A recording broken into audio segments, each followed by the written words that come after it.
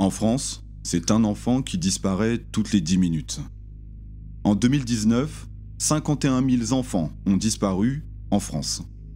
3 causes à cela: des fugues, des histoires familiales et, pour finir, des disparitions inconnues.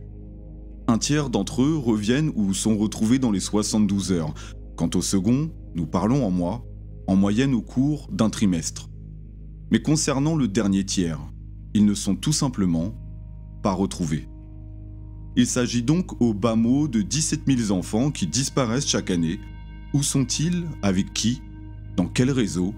Et avec quels complices? Ici, je vous parle des chiffres recensés, mais qu'en est-il par exemple des mineurs non accompagnés? De tous ces enfants qui fuient leur pays d'origine pour trouver refuge en France? Ils sont en moyenne 40 000 par an, alors que seulement 40% d'entre eux seront reconnus mineurs par les institutions, qui abandonnent l'autre partie à la merci des réseaux. Comment se fait-il que notre gouvernement, la France qui est la 6e puissance économique mondiale, n'en fasse pas une de ses priorités en mettant en action tous les moyens logistiques, techniques et humains à leur portée pour mener une guerre sans relâche contre la pédocriminalité et ses réseaux? Nous avons une partie de la réponse, mais continuons dans les chiffres pour mieux comprendre la situation. En France, c'est plus de 160 000 enfants qui sont victimes chaque année de viols et de tentatives de viol, avec une moyenne d'âge d'une dizaine d'années. Au 116 000, qui est un numéro d'urgence pour répondre aux enfants ou leurs familles, c'est plus de 1200 dossiers qui ont été traités en 2019. Et ils ont vu notamment le nombre d'enfants disparus augmenter de 6,35% en 2008. Nous sommes 12 ans après, je vous laisse imaginer l'ampleur de la situation. Ici, je ne vous parle que de la France. Je n'évoque pas non plus la durée de vie d'un enfant qui tombe dans un réseau de trafic sexuel, où certains d'entre eux donnent la vie, avec un arrière-goût de mort après de multiples viols, des nouveau-nés non déclarés qui n'atteindront généralement pas leur 5e année. Je n'évoque pas non plus les réseaux et les rituels pédosataniques ainsi que leurs rites, et je ne parle pas non plus des snuff movies ni des red rooms. Des univers obscurs qui se retrouvent sur la toile, celle qui est visible et celle qui ne l'est pas, notamment sur le dark web, où 80% de son trafic est axé sur une utilisation pédocriminelle.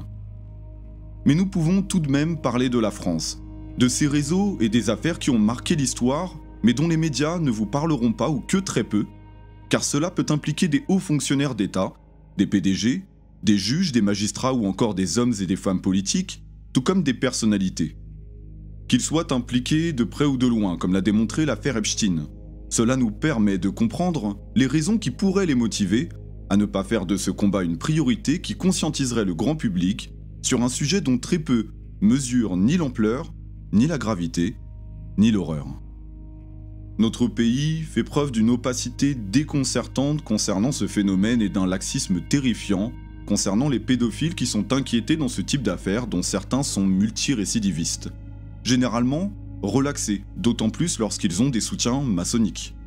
Ces mêmes prédateurs qui vont se retrouver au sein de nos institutions, des écoles, des associations sportives, des entreprises ou au sein de l'hémicycle, et lorsqu'il y a un manque de transparence, c'est qu'il y a des choses à cacher. Comment notre gouvernement peut-il accepter dans ses rangs des personnalités qui ont tenu des propos inacceptables quant à leur déviance sexuelle ou qui ont été associées à des affaires pédocriminelles? Quels messages font-ils passer à toutes les victimes et à tous les parents qu'ils abandonnent et qui vivent dans l'angoisse, la peur et le désarroi, dans une situation où l'absence de réponse laisse place à l'imagination, au doute et à la douleur? Que cachent-ils? De quoi ont-ils si peur? Et pendant combien de temps garderont-ils encore le silence en facilitant les agissements de ces criminels par un manque d'implication et de peine? Nous souhaitons des réponses et leur silence ne fait qu'accroître la suspicion et a raison. La seconde partie sera consacrée à une série d'extraits et d'archives ciblées qui mettront en lumière un dysfonctionnement, une absence d'engagement concernant la pédocriminalité qui sévit en France. Et pour reprendre les propos de maître Marie Grimaud, la France est l'Eldorado des pédophiles. Il y a une raison à cela, et nous comptons bien en connaître les raisons. N'oublions pas que 5 minutes après avoir visionné ce contenu, Un enfant disparaîtra, en espérant qu'il ne s'agisse pas du vôtre et qu'il ne tombe pas entre les mains de ces monstres et de ces réseaux. Je vous remercie de l'intérêt que vous avez porté à ce sujet. C'est un combat qui ne peut être mis sous silence et ceux qui tenteront de le faire nous témoigneront directement leurs préférences. À l'heure de l'indignation, la sécurité de nos enfants et les atrocités que d'autres vivent méritent, je pense, toute notre attention. Paix sur vous, restons conscients. C'était Jeffrey et je vous dis à bientôt.